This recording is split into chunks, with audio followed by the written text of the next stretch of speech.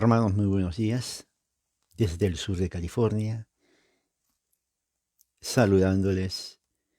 Tengo aquí en el sur de California 7 de la mañana, 55 minutos. Hoy día es primer día de la semana, Día del Señor, domingo, noviembre 24. Y bueno, el tema de hoy es muy bueno. Tiene que ver con historia, tiene que ver con religión, obviamente, política, y tiene que ver con aspecto teológico. Vamos a abrir la Biblia en el libro de Isaías, capítulo 35.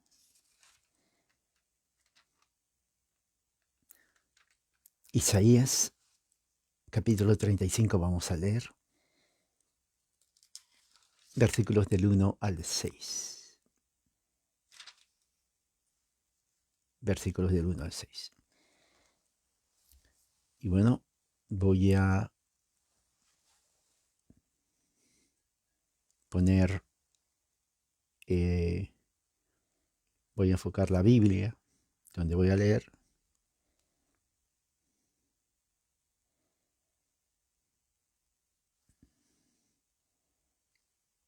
Isaías, capítulo 35.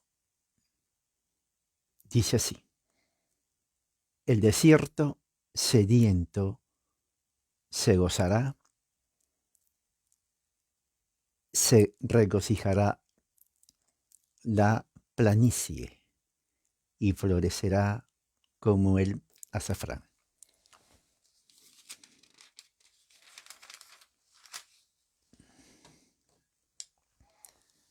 Saltará de júbilo como cabra, montes de hermosura y la magnificencia del Líbano le serán dadas, la magnificencia del Carmelo y de Sarón. Este es Isaías 35.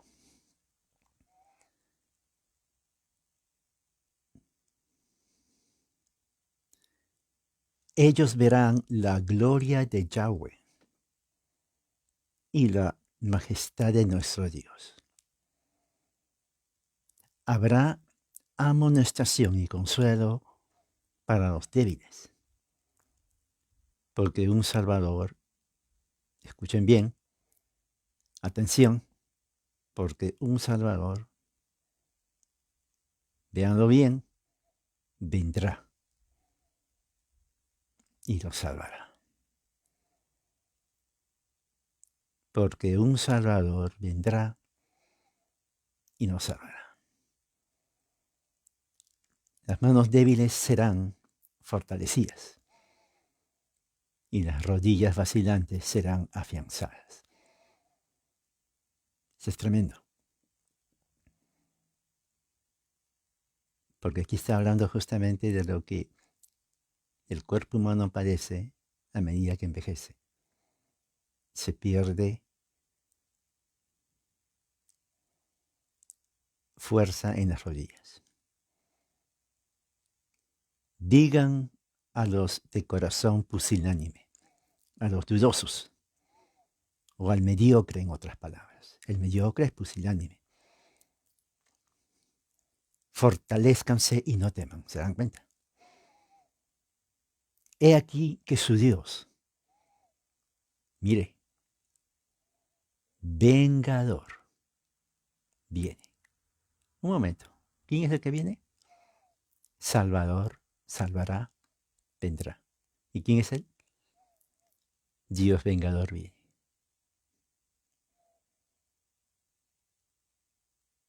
Por eso tenemos que enfocarnos lo que dice. Yo no sé su versión, esta es la versión Peshita, que significa camino correcto. Si usted tiene la Reina Valera, no estoy usando el internet ahorita, estoy usando la Biblia, así, libro, material, como en los tiempos antiguos. Entonces, los ojos de los ciegos se abrirán. Esto me parece conocido, esto me parece de donde lo leí antes. Bueno, sigamos. Y los oídos de los sordos se destaparán. Wow. Primero, manos y rodillas sanarán. Y ahora los ojos y los oídos. Y el cojo saltará entonces como un ciervo. Y la lengua del mudo hablará. Wow. O sea, no va a haber ciego, no va a haber mudo, no va a haber sordo, no va a haber cojo. Y las rodillas y las manos serán fortalecidas. Eso es como un nuevo nacimiento. Por eso hay que leer la Biblia. El cojo saltará como un ciervo, la lengua del mudo hablará. ¿Por qué? Porque aguas brotarán en el desierto y arroyos en la planicie. Esto me suena como alguien que dijo, de su interior correrán ríos de agua viva. Profecía. Isaías. ¿Dónde más se pudo haber leído esto? A ver, déjenme recordar mi memoria frágil. Oh, ya sé dónde. Lucas, capítulo 4. Habiendo llegado a Nazaret, donde había sido criado, entró a la sinagoga el día de reposo, como él, quien es él, Jesús, solía hacerlo, y se puso de pie para leer. Se le entregó el libro del profeta, ¿qué? Isaías, justo lo que estamos leyendo. ¡Qué casualidad! Bueno, no existe la casualidad. Y abriendo Jesús el libro, encontró el pasaje donde está escrito: el Espíritu de Yahweh está sobre mí, porque me ha ungido, por eso se llama el Mesías, para anunciar buenas nuevas, o el Evangelio, a los pobres. Me ha enviado para restaurar a los quebrantados de corazón, para proclamar libertad a los cautivos. ¿Se dan cuenta? Y vista a los ciegos. Mira lo justo lo que estamos hablando. Para fortalecer con el perdón a los quebrantados y para proclamar el daño agradable de Yahweh.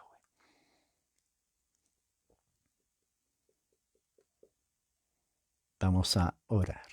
Padre, en esta mañana venimos en el nombre de Jesús, para que todo lo que hoy yo hable sea de acuerdo a tu voluntad. Pon tu palabra en mi boca y que tu Espíritu Santo dirija todo este tiempo. Prepara la mente y el corazón de los que oyen, al igual que dice el profeta.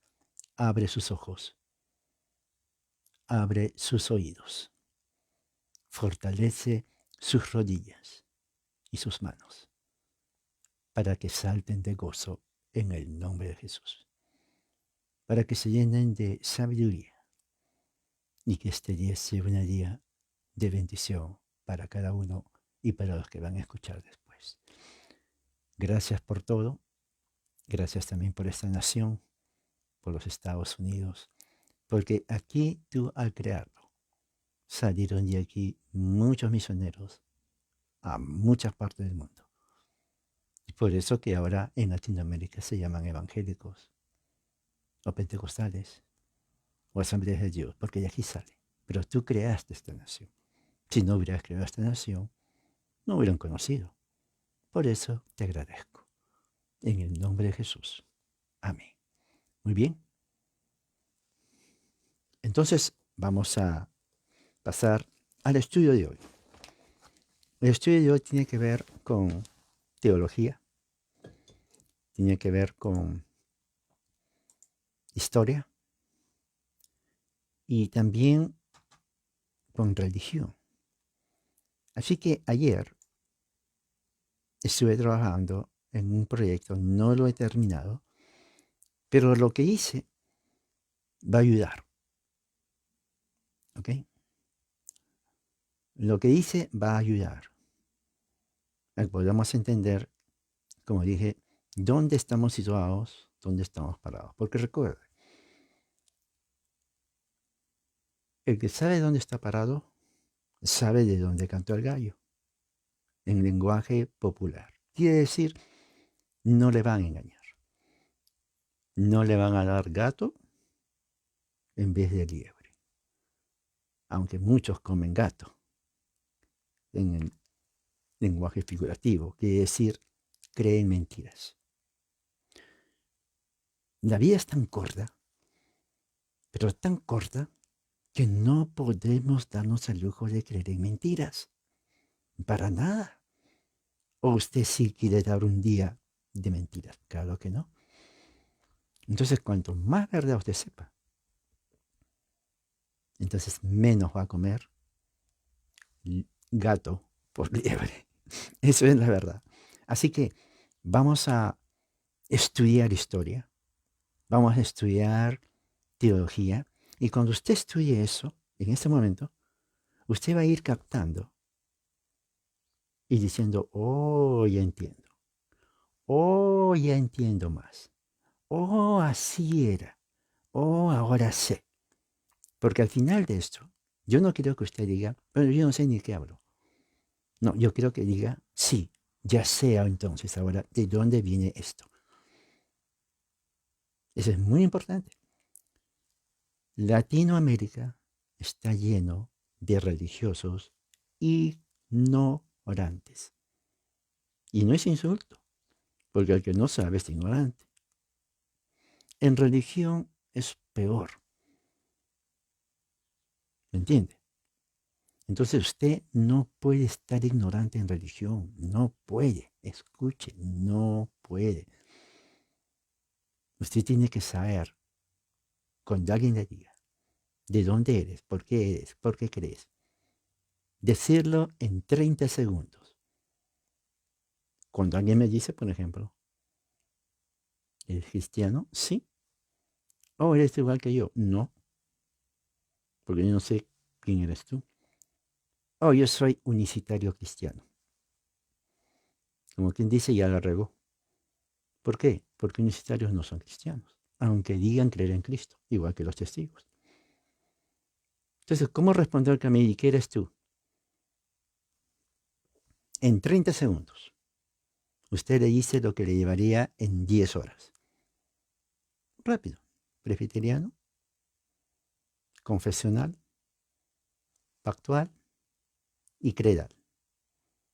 No me van a entender, pero ya le dije todo lo que yo creo. Ahora, si me pregunta, entonces tengo que decir confesional por esto, y pongo 1, 2 y 3. Pactual por esto, 1, 2 y 3. Credal por esto, los credos, 1, 2 y 3. Y ya está. Así me diferencia de otros que no son confesionales. Así me diferencia de otros que no son pactuales. Y así me diferencia de otros que no son credales. ¿Se dan cuenta? 30 segundos o menos.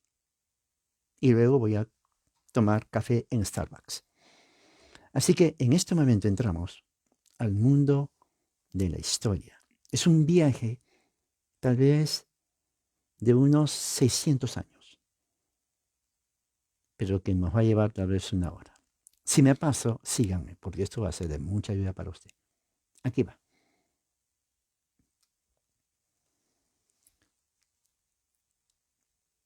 El tema se llama Nacimiento del Puritanismo,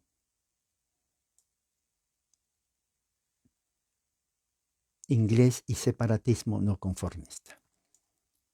Título. Puritanismo inglés se refiere, y yo tengo que hablarlo porque hay gente tal vez nueva o que me va a escuchar y no sabe esto, porque nunca le escucharon en sus 35 años de ser evangélico. Puritanismo inglés significa al movimiento calvinista de teólogos en Inglaterra que estuvieron en desacuerdo con la Iglesia de Inglaterra. Esto lo vamos a ver en un momento. Separatismo no conformista. Igual era un grupo de puritanos también, pero se separaron de la Iglesia de Inglaterra y no se conformaron a sus ritos. Por eso se llama separatismo no conformista. El tiempo que vamos a estudiar va a ser del año 1517, o el siglo 1500, siglo XVI. Y vamos a terminar en el año 1643. O sea, va a ser más o menos como 150 años. ¿Correcto? Sí, como 150 años va a estar esto. Bien, vamos a empezar entonces el principio. Lo voy a hacer las primeras partes. No me voy a detener porque el tema va a ser Estados Unidos, nación de pactos. ¿Se dan cuenta? 1517, Martín Lutero pone sus 95 tesis. Ahora, fue durante el reinado del rey Enrique VIII o Henry VIII, 1509 a 1547, la mitad del siglo. En el año 1566, Calvino trae sus institutos de religión cristiana. ¿Se dan cuenta? Vamos a ponerlo por acá. En el año 1541, Calvino entra a Ginebra y empieza la reforma ginebrina. ¿Se dan cuenta? 1541. Calvino entra y ahí muere. 1547 muere el rey Enrique VIII. ¿Por qué lo pongo? Porque ahí termina su reinado. Entonces, ¿quién entra a reinar? Entra su hijo, Eduardo VI, 1547 a 1553, llamado el primer rey reformado. Vamos a ver por qué se llamaba el primer rey reformado. Era el niño, él comenzó a reinar Inglaterra a los 9 años de edad. A ver, ¿quién tiene un niño de 9 años? Bueno, él fue rey a los 9 años, ¿se imagina? Jovencito, chamaco. ¿Qué hacía yo a los 9 años? Jugar pelota en el barrio con los amigos, ¿no? Salir a jugar, pues lo que todo niño, ¿no? Divertirse. ¿Quién va a pensar que yo voy a ser presidente político? No, pues, ¿para qué? Pero él fue rey a los 9 años porque Enrique VIII, su padre, murió. Empezó después de la muerte de su padre, protestante, anglicano, calvinista por convicción. Ahora, fíjese bien esto, 9 años, calvinista por convicción. A esa edad los niños juegan, ¿quién va a estar preocupado en religión? Yo no estuve preocupado en religión a esa edad. Pero estamos hablando en el siglo XVI. Él no era cualquier niño de la calle, él era rey. Entonces, religión y política siempre estuvieron de la mano. Entonces, ¿lo que pasa? Abolió, cuando entró, lo primero que hizo este rey de 9 años, abolió las imágenes en las iglesias anglicanas. Abolió el celibato católico, o sea, los curas podían casarse ahora, y la misa latina también la eliminó. ¿Qué edad tenía? 9 años. Increíble. Por eso se llama el niño, el primer rey reformado. Porque su padre, aunque dicen que era protestante, Enrique VIII no fue protestante. Lo que él hizo es simplemente casarse con otra mujer porque la primera no le dio hijo. Y como era católico, el Papa dijo que no. Entonces él dijo, ¿saben qué? Yo me caso, quiere el Papa o no. Entonces se separó de esa católica. Se puso como cabeza de la iglesia en Inglaterra y le dijo a uno de los arzobispos que anule ese matrimonio y que le case con la mamá de este niño. Bueno, y fue así. Pero no es la historia hoy. Entonces Henry se hace protestante anglicano, pero ya en ese tiempo empiezan a entrar los que vinieron de Ginebra. Mire, ¿qué año era? Era el año 1547. Calvino todavía estaba vivo. 1553, Edward invitó a los reformadores calvinistas Bucero y Bermigli. Usted dirá, pues yo nunca la conozco. Bueno, Bucero era amigazo de Calvino. O sea, Bucero respetaba a Calvino y Calvino le escuchaba mucho a Bucero. Bermigli, yo nunca escuché a esa persona. Bueno, era un reformador a la mano derecha de Calvino. ¿Se dan cuenta que hay muchas cosas que usted no sabe? Pero ahora vas a ver mano derecha de Calvino. ellos en persona vinieron a Inglaterra, donde estaba el rey Eduardo, porque el rey Eduardo ya para ese entonces, 11 años, era súper calvinista. Aunque él no era puritano, él puso el fundamento para el puritanismo. Lamentablemente, el rey muere a los 15 años. Ahora, bien interesante esto. Oiga, morir a los 15 años. Jovencito. Si este rey no hubiera muerto, hubiera hecho de Inglaterra una nación calvinista. Muchos piensan que lo envenenaron porque así era y lo mataron. ¿Por qué lo envenenaron? Obviamente, nadie quería que Inglaterra sea calvinista. Entonces, como no querían que sea calvinista, y el rey, bueno, la única manera es sacarlo de la escena. ¿Cómo lo vamos a hacer? Tiene este rey unos 50, 60 años para vivir a ser de Inglaterra protestante. No, no puede ser porque tenemos que poner al Papa aquí. Claro, su padre, nomás por querer sacarse con otra mujer y tenerle este chamaco, mata a la otra mujer. No, tenemos que traer al papado. Entonces hay que darle, ya saben qué. Entonces hay que ponerle veneno. ¿Usted cree? Claro, claro. Tenemos que sacarle. A los 15 años muere. Pero él muere. Increíble, mire. Cuando él muere, él había ya hablado con los calvinistas. La reforma estaba entrando. Y muchos en las universidades de Inglaterra, Oxford y Cambridge, teólogos, comenzaron a darse cuenta de que la iglesia de Inglaterra seguía siendo católica. Entonces, a su muerte, bueno, Inglaterra tenía que tener un rey. ¿Quién entra? Y aquí viene la parte fatal. La famosa Mary I, porque así se pronuncia en inglés. En español es María, pero en realidad su nombre es Mary y no es Mary. Mary es pronunciación española. La A es E y la R es R. Ahí pronuncia Mary. Esa es la pronunciación. Mary, no Mary. Mary I. Se llamaba la sanguinaria. Reinó de 1553 a 1558. ¿Por qué era sanguinaria? ¿Porque tomaba sangre? No era vampira. ¿Pero quién era ella? Su madre, católica por la influencia, era una reina católica, hermana de Eduardo, por la influencia de su madre española Catarina de Aragón. Ahora, bien interesante porque esta fue mujer también de Enrique VIII, pero como fue y nació niña, no la reconoció. ¿Por qué? Porque en el rey tenía que haber varón. Entonces la madre era española, Catarina de Aragón, con quien se casó Henry VIII. ¿Se dan cuenta? Henry VIII tuvo muchas mujeres y algunas de ellas las mató. En fin, esa es otra cosa. Entonces Catarina de Aragón era súper católica de hueso colorado. Bueno, tenía que haber una persona que herede el trono. Y había otra, una hermana calvinista, que también por motivos políticos, por eso, religión y política van de la mano. Si hubiera entrado la otra hermana, hubiera sido Inglaterra reformada. Pero por asuntos políticos también entró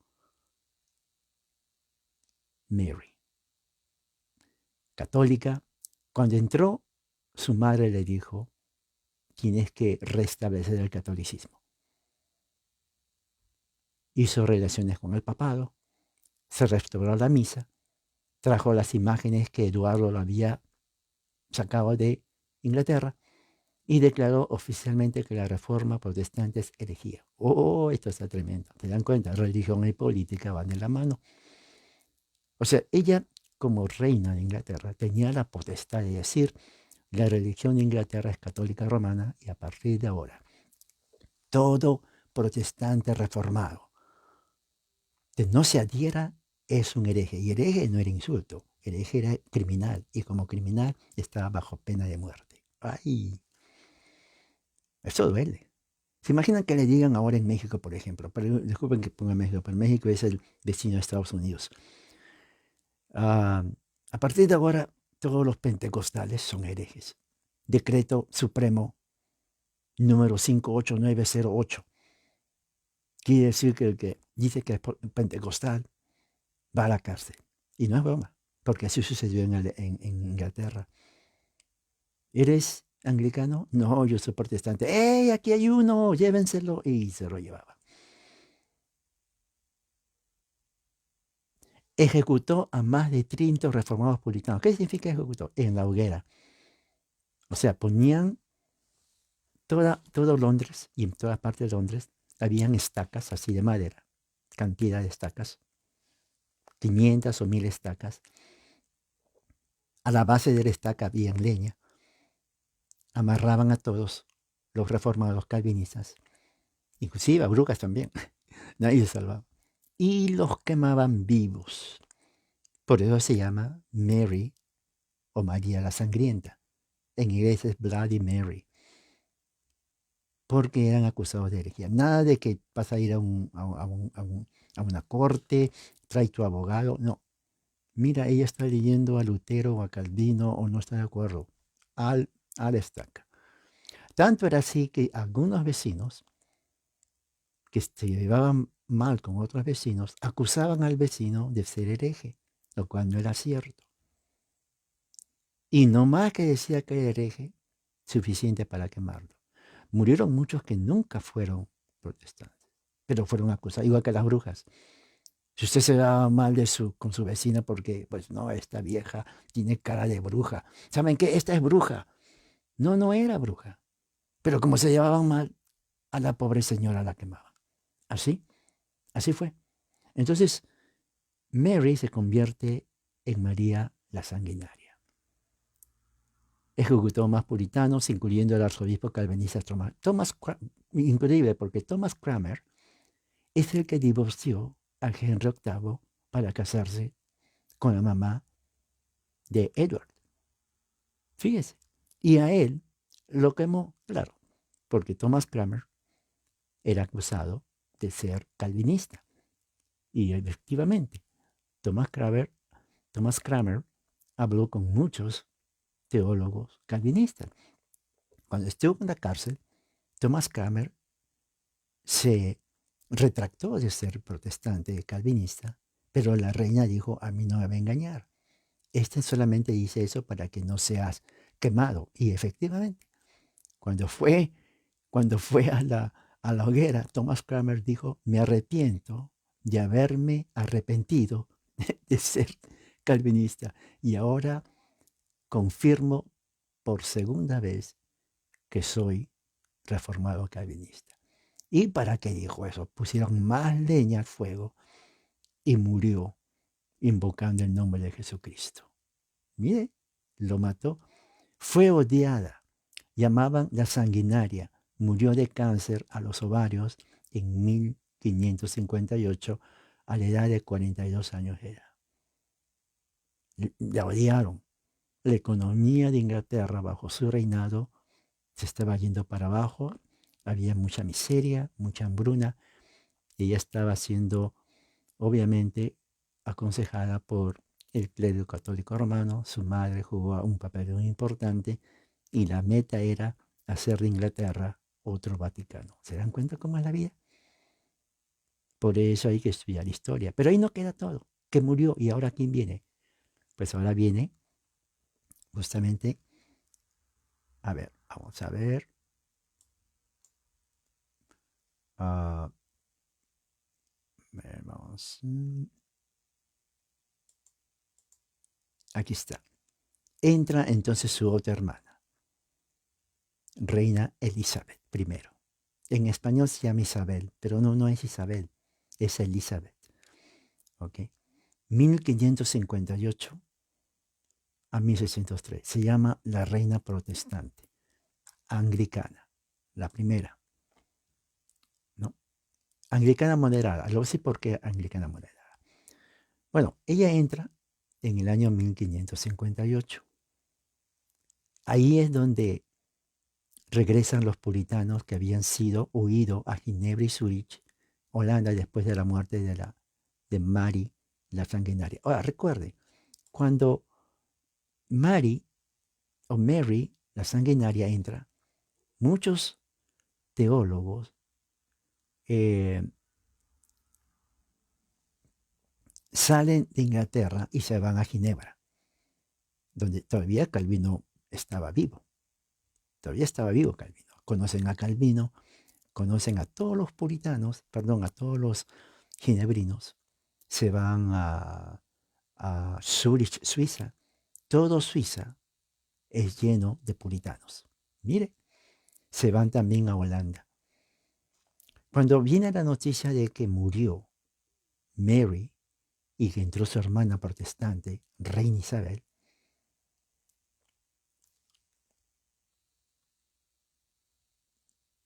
sí, exactamente, exactamente, sí. No, es claro, es una historia grande, hermano Alexis. Pero vamos a seguir, eso es para... No, todo esto, por eso le dije, lo que me llevaría 10 años estoy haciendo en menos de una hora, porque el tema principal todavía no viene. Esta es la introducción. Entonces, ¿qué es lo que sucede? Estos de aquí que vienen son los que se consideran los primeros puritanos, ¿no? Porque si me preguntan, hermano, ¿de dónde vienen los puritanos? Bueno, viene Inglaterra en este tiempo.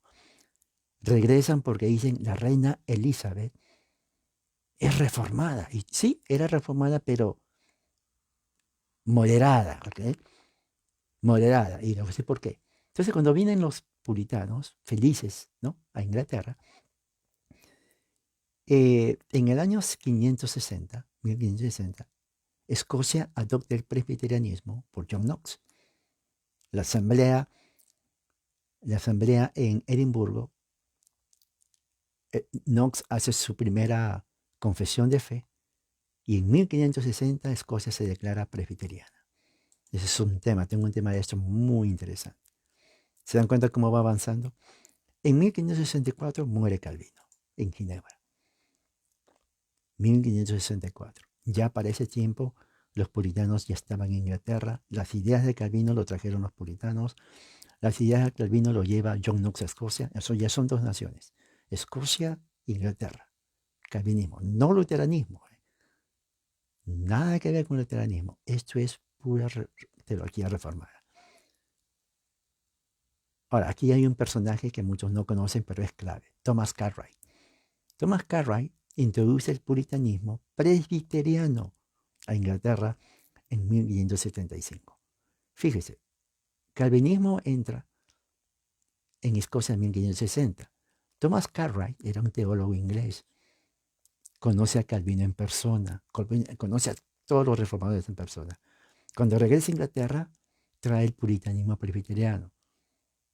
Entonces, en debates, debatió bastante. Se convirtió en el primer líder presbiteriano que da empuje teológico al movimiento puritano presbiteriano. ¿Por qué? Porque los puritanos no tenían un líder representativo, aunque ya había muchos teólogos. Pero Thomas Cartwright era un tipo, era un genio el tipo, era un capo, un bacán. O sea, este hombre teológicamente se había aprendido de memoria todas las enseñanzas de Calvino. Pero recuerde, Elizabeth era protestante, pero ¿qué dice aquí? Moderada.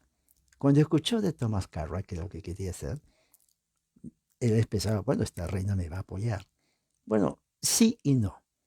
Era más no que sí. ¿Por qué? Porque aunque no era católica, ella era moderada. ¿Saben lo que es moderada? O sea, hey, tranquilo nomás. No te vayas al extremo. Sí, sí, sí, yo no soy católica, pero no trates de traer más cosas. ¿Me entiende? Pero ella decía, sí, pero reina, pero todavía cosas católicas. Yo soy la reina. Cállese, cállese la boca. Pero cállese. Yo decido hasta qué punto reformo mi nación y si no, no. Entonces, esa actitud trajo como consecuencia que los teólogos de Cambridge y de Oxford dirán, bueno, esta reina no conoce teología. Hay muchas cosas que hay que cambiar. Y purificar. Entonces, de ahí viene el nombre. Estos son puritanos. porque quieren purificar la iglesia de Inglaterra. Y en realidad sí. Pero habían otros que decían, no, nosotros no queremos purificar la iglesia de Inglaterra. Nosotros nos vamos a salir de ahí, porque ya no se puede cambiar. Nos vamos a separar. ¿Se dan cuenta? Ellos son conocidos como los separatistas. Ahora, eran puritanos también porque querían salirse, pero a diferencia del puritanismo, que era compuesto por teólogos, gente profesional, los separatistas eran gente de pueblo, ¿me entiendes? Era gente de pueblo, muchos no tenían educación, pero eran totalmente, ¿cómo le puedo decir? Hoy día se diría fanáticos, porque no aceptaron ninguna reforma. Ellos decían, ¿qué reforma? Nos separamos y hacemos nuestra propia iglesia. Y así fue. Entonces habían muchos grupos, muchas sectas, pero los principales eran los separatistas ingleses, muchos de ellas también calvinistas. Allí entraron los anabautistas, que es otro tema, pero no voy a entrar ahí, y los puritanos que se quedaron en la iglesia porque ellos decían, vamos a purificarlo, lo cual no resultó. Los separatistas tenían razón, y eso vamos a ver por qué. En el año 1572 viene la gran masacre horrible en toda Europa de San Bartolomé, por orden del rey Charles IX. Se estiman más de 20.000 hugonotes o franceses calvinistas murieron masacrados, quemados, descuartizados, incluyendo mujeres embarazadas. El Papa Gregorio XIII celebró la masacre, inclusive puso una moneda en el Vaticano celebrando la matanza de los hugonotes. En Europa en ese tiempo, matar así era normal, entre comillas. Entraban aquí a los herejes. Esto lo hicieron siempre así. Agarraban a las mujeres embarazadas y les cortaban el vientre, sacaban a los niños, lo cortaban en pedazos y las tiraban. Así, sin misericordia agarraban. Cortaban cabezas a niños que estaban llorando, lo agarraban, lo tiraban contra las piedras, le rompían el cráneo a los ancianos. O sea, por eso se llama masacre. O sea, no es que le decían, por favor, ya no, no, no, no. Entraban, sea quien sea. Escuche, la edad que sea, el sexo que sea, la situación física que sea, la espada los descuartizó. Y cuando digo descuartizó, ellos no solamente mataban, los descuartizaban. En el caso de las mujeres embarazadas que la mataban, le abrían el vientre, sacaban al feto y lo descuartizaban y lo tiraban a los perros. A los ancianos les cortaban la cabeza, los brazos, las piernas, los pies. Se imagina 20.000.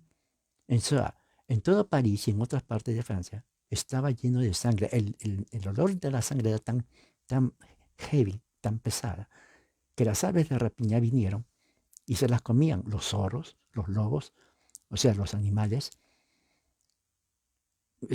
Francia olía a sangre hugonote. ¿Me entiende? La reina Isabel, o Elizabeth, no pudo hacer nada. No pudo hacer nada. Pero obviamente toda Europa, inclusive muchos reyes católicos, les dio hasta asco el saber eso.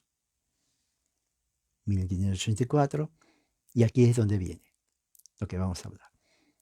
En el año 1584 había un anglicano navegador que se llamaba Richard Hakluyt. Richard Hakluyt preparó un informe conocido brevemente como discurso exacto. Sí, en ese entonces todavía estaba la clase alta, porque la clase baja que está hablando nuestro hermano Edward son los que se convirtieron en ese entonces en puritanos. Por eso dije, puritanismo eran teólogos ingleses calvinistas que estaban ahí. Pero el anglicanismo que está aquí y todavía persiste, es más, ya hay problemas sexuales, es otro tema, pero el anglicanismo de aquí era arminiano, totalmente anticalvinista. Richard Hakluyt preparó un informe sobre el discurso de la colonización occidental. Mira, aquí es donde nace. Si alguien le pregunta a usted, ¿cómo nace esto de Estados Unidos? Esta persona, nadie lo conoce, pero es fundamental. Fue presentado a la reina Isabel, o Elizabeth, quien compensó a Hakluyt con una prebenda, o sea, puesto eclesiástico, en la Catedral de Bristol. Puse aquí versión Pacto 1, Profecía. Esto lo vamos a ver un momento. Recuerden este nombre. En 1584, ¿qué pasó? Antes de pasar a lo que para explicar aquí, en el año 1607 vino la primera, bueno, ya sería la segunda, pero puse aquí porque es el siglo XVII, colonización en el estado de Virginia. 104 colonistas, esto ya es bajo el reinado del rey James, ¿no? Se llama anglicano también. Este tipo también tiene mucha historia, pero no lo vamos a ver ahora. En el año 607 vine a Virginia, aquí al Atlántico, norte de América. Aquí es donde hacen primera acción de gracias, oración y el pacto. Eso lo vamos a ver también un momento. Profecía por presbiteriano Robert Hall. Eso está muy, muy ligado al otro. La primera plantación permanente en América. Recuerde que para 1620 vine Mayflower, eso ya hablamos, y para, ¿dónde está? 1630 vine 1000 puritanos, en total al final vinieron como más de 20.000 puritanos en 1630. Quiero enfocarme aquí, porque esto es lo que a usted le va a decir, le va a enseñar cómo es esto de Estados Unidos, de dónde nace y por qué es importante. Bueno, aquí tengo un documento que estuve viendo, estuve estudiando esto, lo traté de resumir porque hay tanta información. Esta es la nave, ¿no?, de donde vinieron, la embarcación, la tripulación de 1607. Vamos a hacer un poco de historia. No, esto ya hablé. Ok, origen de todo. Después de la muerte de Juan Calvino, 1564, sus descendientes teológicos viajaron a Escocia, Inglaterra y Europa, especialmente a Holanda. Miren, Escocia, Inglaterra, Europa.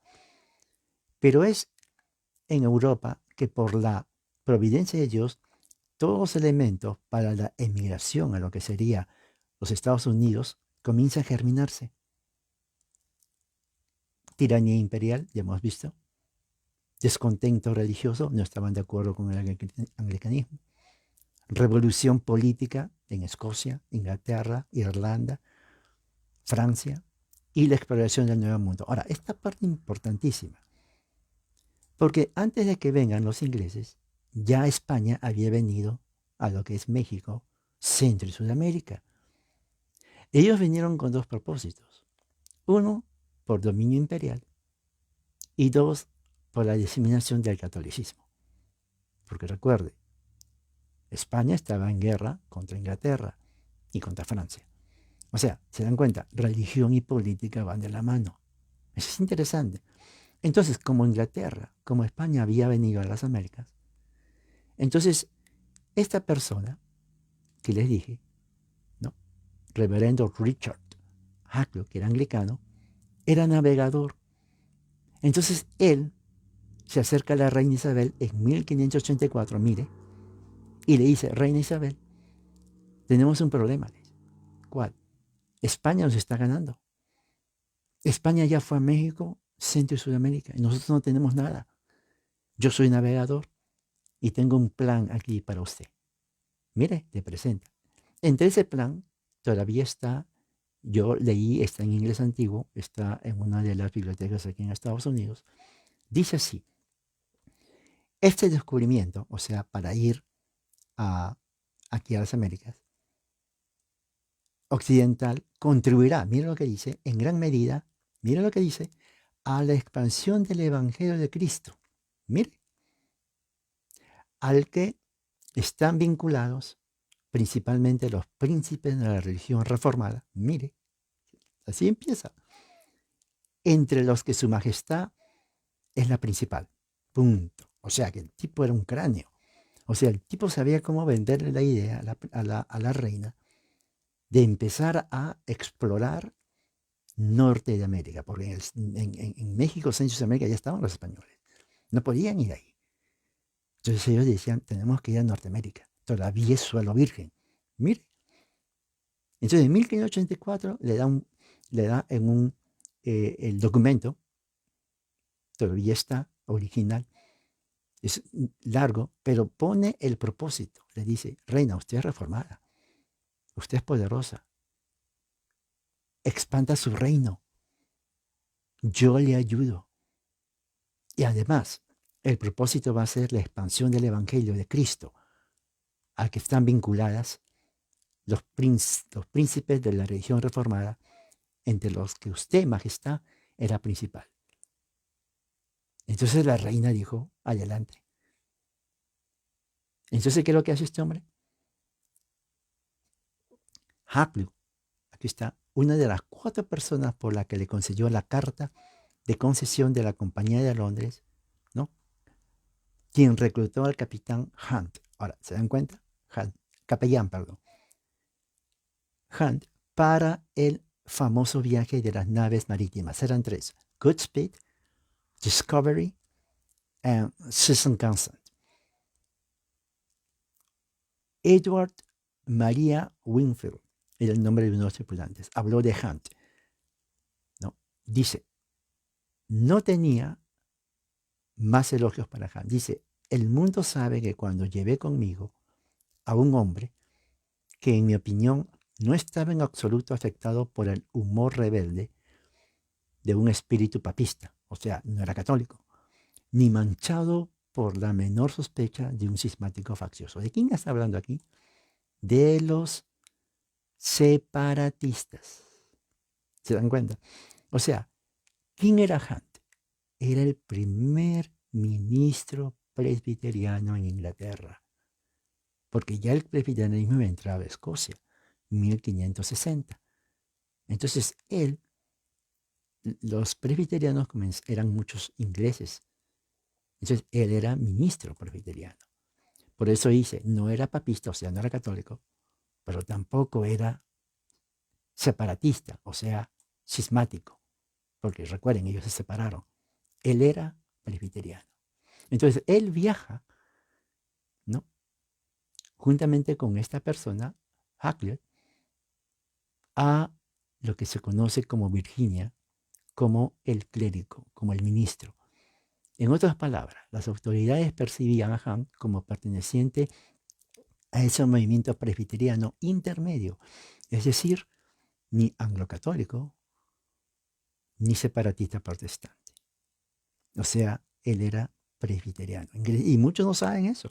O sea, el primer presbiteriano que viene aquí, en 1307, es el ministro Robert Hunt. Entonces, ¿qué es lo que sucede? El 20 de diciembre de 1605, 105 colonos, 40 marineros partieron del río Támesis, cerca de Londres, Inglaterra. Se embarcaron en una misión al Nuevo Mundo, como se conoce. Recibieron una carta del rey Jaime, ya obviamente ya estaba entronado, un monarca que se consideraba presbiteriano. Ahora, rey Jaime era un tipo que le gustaba leer mucho, ¿ok? Él era lo que se dice, jugaba 2 cartas. Uno con los anglicanos, para estar bien, y otro con los presbiterianos puritanos, para estar bien. O sea, era un político, ¿entiendes? O sea, yo no puedo decir estoy con este y con este no, yo soy rey de todos. Yo me hago anglicano, pues porque tengo gente anglicana, me hago presbiteriano porque también hay, tal vez católico, o sea, era político. ¿Cuál era su verdadera convicción? Nunca se supo, aunque obviamente no fue presbiteriano al 100%. Pero en fin, apoyaba en cierta medida la causa reforma puritana. Un aspecto significativo de la misión declarada de la Compañía de Virginia incluía la preocupación por las cosas espirituales. Esto es cierto. Esta prioridad se presentó en un tratado publicado titulado Una verdadera declaración del Estado de Virginia. Yo lo voy a leer, aquí está. Traduje parte de eso para que se den cuenta de lo que hice. Primero, dice, cuando vayamos allá, predicar y bautizar a la religión cristiana y mediante la propagación del Evangelio, rescatar de los brazos del diablo a un número de pobres y miserables almas envueltas en la muerte de una ignorancia casi invencible. Esto me suena lo mismo que Pablo hizo desde el principio. Vayan y prediquen el Evangelio. Ahora, claro, aunque muchos dicen, pero ¿cómo están insultando los marxistas, ¿no? Los que se quieren dar de muy buenos. Mire cómo los insulta a los nativos, pobres y miserables. ¿Y no lo eran? Claro que sí, así eran, vivían en un estado salvaje. Así que no hay nada de insulto, es la pura verdad, ¿no? Entonces vinieron a predicar, o sea, la misión de venir al estado de Virginia. Y esto era de una persona, y la mayoría era así de ese tiempo, traer la religión reformada, no luterana, no anabautista, ni siquiera la religión o de la facción separatista. Ellos vinieron después. Era puramente calvinista reformada. Eso se tiene que entender. Entonces, ¿qué es lo que sucede? Dice, esforzarse por cumplir y lograr el número de los elegidos. Este es calvinismo, que se dan reunidos de todos los rincones de la tierra. Esto es bíblico. Y agregar a nuestro mito el tesoro del cielo. Esto lo tiene que ver. Mito tenía otra referencia diferente a lo que se toma ahora. Aunque los barcos en los que navegaron eran pequeños, los líderes de la compañía de Virginia insistieron en que llevaran consigo un objeto de Inglaterra con el propósito de dar gloria a Dios en el esfuerzo. Llevaron una cruz de madera toscamente tallada. O sea, a diferencia del catolicismo, que muchos de ellos toman la cruz como un objeto hasta tal vez de adoración, ellos lo trajeron como un objeto de identificación, que es diferente, una cruz. Y era normal, cada vez que iban a otros lugares, cristianos traían siempre una identificación, en este caso la cruz. El ministro anglicano Robert Hunt, muchos creían que era anglicano, pero era realmente presbiteriano, estaba con ellos en el viaje. Cuando llegaron, Hunt condujo al grupo a la costa azotada por el viento, donde dirigieron la cruz de roble de 7 pies en la arena. Ahora, dice aquí, desde entonces se ha reemplazado por una cruz de piedra en memoria. O sea, en Virginia, si usted va a Virginia en este momento, agarra un pasaje, usted va a ver en el mismo lugar donde por primera vez en la historia de los Estados Unidos viene este grupo de colonos anglicanos y este presbiteriano, va a haber ahí una cruz igual, bueno, no igual porque ya el original no está, pero el mismo lugar, una cruz de piedra. Ese es el lugar histórico donde por primera vez pusieron el pie. Aquí, en la costa del Atlántico, en el norte de América, los puritanos. Bueno, no se llamaban puritanos, pero eran los primeros colonos calvinistas. Los colonos y los marineros se reunieron alrededor de la cruz y celebraron primer servicio de oración formal. Prácticamente, generalmente habíamos hablado de que en 1619 los separatistas hicieron primer servicio de acción de gracia. En realidad fue aquí, en 1607. Hicieron una oración formal en Virginia para dar gracias por la misericordia y gracias a Dios por llevarlos sanos y salvos a esta nueva tierra. Mientras se arrodillaban en la arena, Hunt, o sea, el clérigo, les recordó la admonición del Consejo Real Británico tomada de las Escrituras. Mire, toda plantación que mi Padre Celestial no haya plantado será desarraigada. Esto lo dijo Jesús en los Evangelios. Ahora, esto es importantísimo, porque lo que está diciendo aquí, como calvinistas que eran, ellos creían en la predestinación. Ellos decían, si esto es de Dios, aquí nos vamos a quedar. Pero si no lo es, pues vamos a desaparecer, no vamos a tener éxito. Alzando sus manos al cielo, el reverendo Robert Hunt reclamó la tierra, mire, para su país y su rey, y consagró el continente a palabra de ellos. Ahora, lo que viene a continuación, que lo voy a leer, es la oración. En esa oración ustedes van a ver 3 cosas. 1, acción de gracias. 2, un pacto, el primer pacto, de esta nación, y yo creo que ese pacto hace que esta nación sea una de las grandes hasta ahora, aparte de los otros pactos de 1620 y 1630. Pero también va a haber otro elemento, profecía. Profecía. Aquí está. En lenguaje propio del pacto, declaró: desembarcado, first landing, significa primer desembarcamiento, en el Cabo Henry. Henry, por honor al nombre del rey Henry VIII. ¿Se dan cuenta? Virginia, 29 de abril de 1607. Fue donde justamente llegaron. Ahí, declaración de Robert Hahn. Yo lo voy a leer despacio, pero ustedes van a ver las partes importantísimas que demuestra que los Estados Unidos de América fue fundada bajo un pacto con Dios. Ese es el primero. Luego viene el 620, que ya hablé de eso hace 3 semanas atrás, y 1630, que hablé la semana pasada. Vamos a ver esto. Me parece buenísimo. Padre, dice, venimos a ti en el poderoso nombre de Jesucristo, nuestro Salvador, para dedicar esta tierra a la gloria de Dios. Padre Celestial, consagramos esta cruz. Nos consagramos a la gran comisión, haciendo discípulos de todos los pueblos de esta nueva tierra. Consagramos y bendecimos así a las generaciones futuras. Mire, ese es pacto. Génesis capítulo 12. Que se unan a nosotros aquí en esta tierra de abundancia. Esa es profecía, porque no existían ellos todavía. Y dice, y oportunidad divina para difundir su evangelio hasta los confines de la tierra. Esto es profecía. ¿Por qué? Porque de aquí, a partir del año 1800 en adelante, salen todas las misiones a México, Centro y Sudamérica. Esas misiones que son evangélicos hoy en México, Centro y Sudamérica, que la gran mayoría no conoce sus antecedentes, deben de dar gracias a Dios de esta nación, porque de aquí nacen pentecostales, asambleas de Dios, nazarenos, evangélicos, los bautistas del sur, metodistas.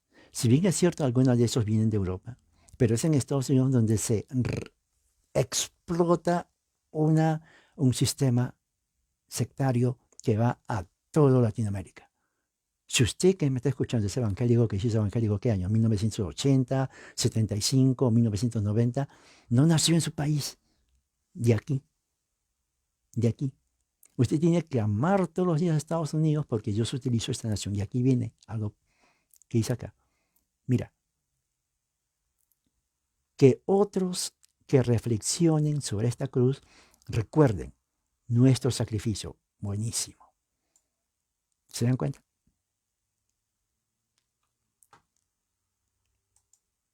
Nuestro sacrificio. ¿Y verdad? Permaneciendo dedicados a este, ¿qué dice acá?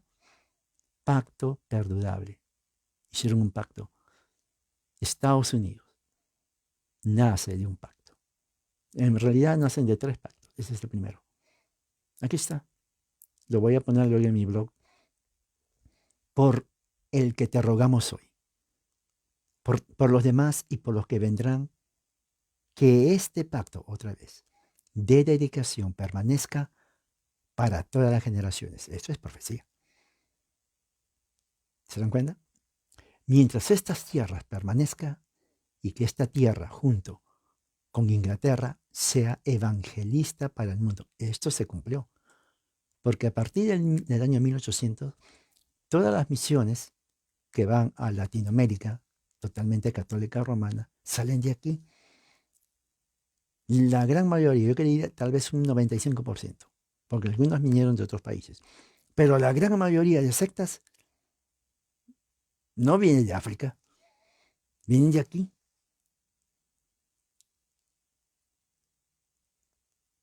Exactamente, sí, tiene razón. En nuestro hermano Edward de Jesús tiene razón.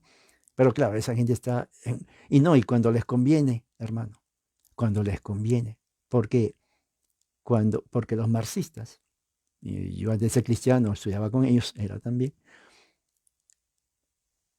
borran toda la historia antes del marxismo. Eso se llama revisionismo histórico, cultural, igual que los musulmanes. Para el musulmán no existe antes, existe el momento que ellos entran, pero es otro tema. Dice acá, Padre Celestial, estamos aquí para ser enviados. Que nuestras vidas sean tus instrumentos para liberar a los cautivos. Y aquí mira lo que dice acá. Por la presente dedicamos esta tierra, mire, y a nosotros mismos, para alcanzar a la gente dentro de estas cosas, evangelización, con el Evangelio de Jesucristo. Amén. ¿Se dan cuenta? Esto es Estados Unidos. Y para levantar futuras generaciones divinas. Esto es profecía. Y con estas generaciones venideras llevar el reino de Dios a toda la tierra. Y lo hicieron, se cumplió, esta profecía se cumplió. Cuando se cumple, en 1800 en adelante, en ese país hay una explosión de todas las denominaciones habidas y por haber. Bautistas, metodistas, congregacionales, apostólicos, prepentecostales, pro o pre-evangélicos, episcopales. Y se van, inclusive los presbiterianos comienzan a mandar misiones, aunque ya estaba menguando, porque ya menguó, pero hay un avivamiento, diríamos, y se van a todas partes. Por eso que usted es evangélico, si lo es. Por eso que usted es pente, si lo es. Por eso que usted es Asamblea de Dios o nazareno, porque lo es. De aquí nace. No lo hizo el presidente de Perú ni de Bolivia, no, nada que ver. Lo nacen de aquí de Estados Unidos. Ahora entiende su historia, esta es su partida de nacimiento. Su certificado de nacimiento es esto. Usted es gringo por religión. Ahora, que todos los que vean esta cruz recuerden nuestro pacto otra vez.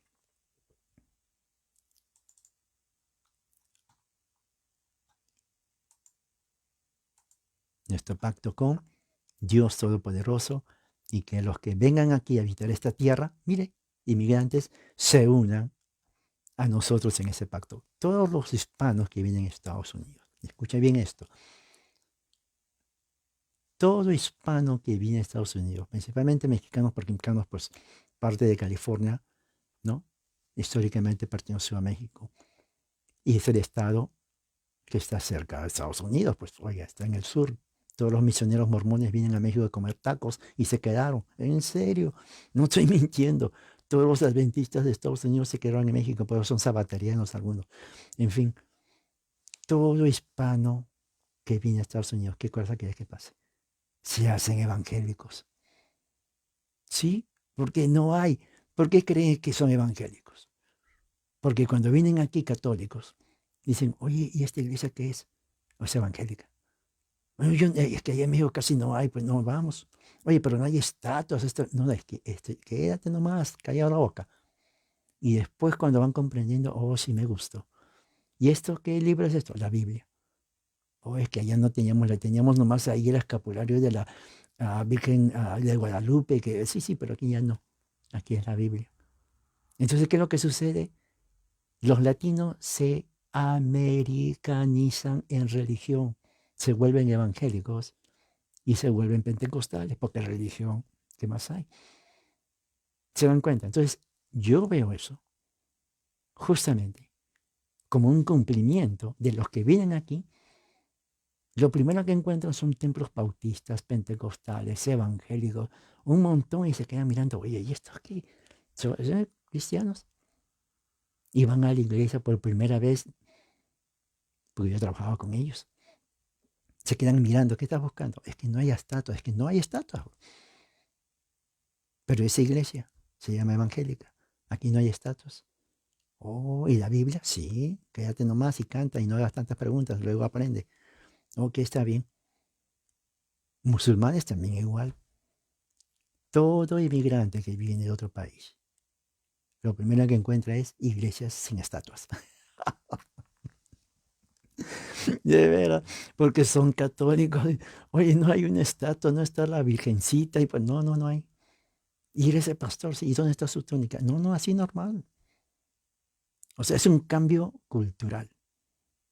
Entonces, a través de eso, muchos se hacen evangélicos, o bautistas, o pentecostales. Y cuando van a México, ya van con su nueva religión, ¿no? Y claro, y cambia su vida.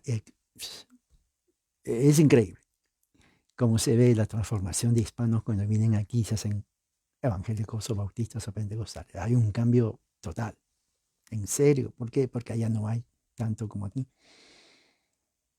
Y dice, y que en esta obra tan noble para que las Sagradas Escrituras, bien, Biblia, se cumpla como lo ha declarado. Esta es profecía. Hay un hermano que me preguntó, hermano, ¿qué es eso de profecía? Bueno, aquí está, pacto, promesa, acción de gracias y profecía. Después de la oración leyeron el siguiente pasaje bíblico. Todos los confines de la tierra se acordarán y se volverán a Jehová. Profecía. Y todas las familias de las naciones adorarán delante de ti, porque de Jehová es el reino y él gobierna entre las naciones. Salmo 22, 27, 28. Bendito sea el Señor.